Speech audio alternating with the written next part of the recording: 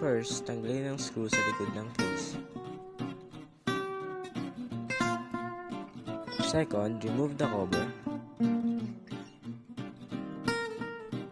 Then, remove the power connector that connected in the motherboard.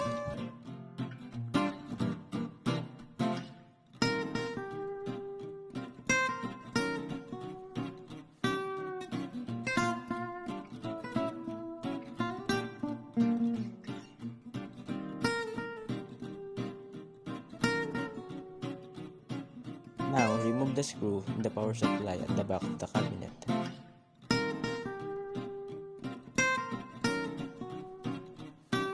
Then, dahan-dahan natin i-remove ang power supply. Then, remove the SATA cable.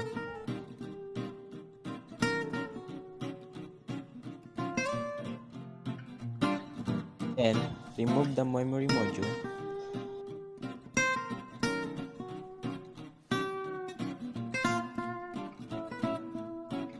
And remove the screw that holds the card in place. And remove the video card. Remove the front panel connectors.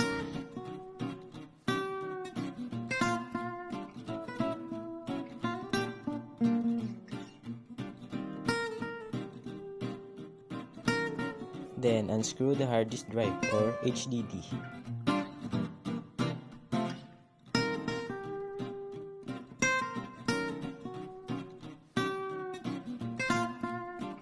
Then, tanggalin natin ang mga screw that holds the motherboard.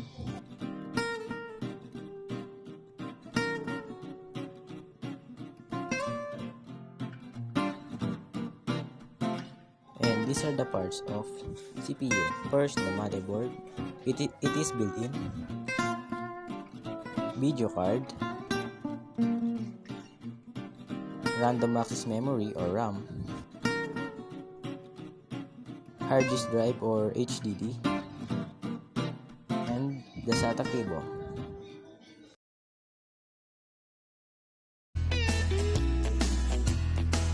First, lagyan natin ng motherboard. Kailangan ito ay fixed vertically in the tower case.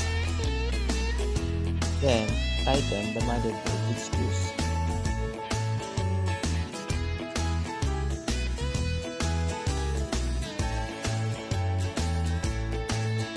Now, lagyan natin ang power supply at the back of the cabinet and screw it.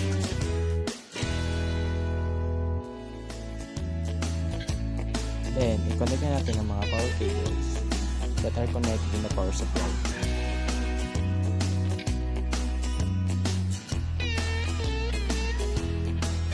Mount the memory module on the motherboard by aligning the RAM to its socket. Then, connect the front panel connector to the motherboard.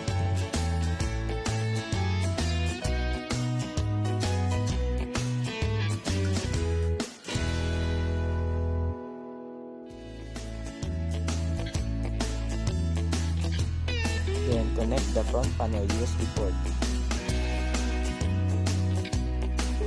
and front panel audio port. Then install the video card to the PCIe extension slot in the motherboard. Tighten with screws. Place the hard disk drive on the disk tray. Tighten with screws.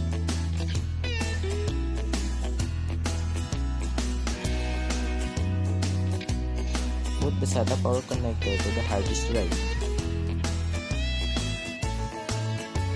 Connect the SATA cable to the hard disk drive.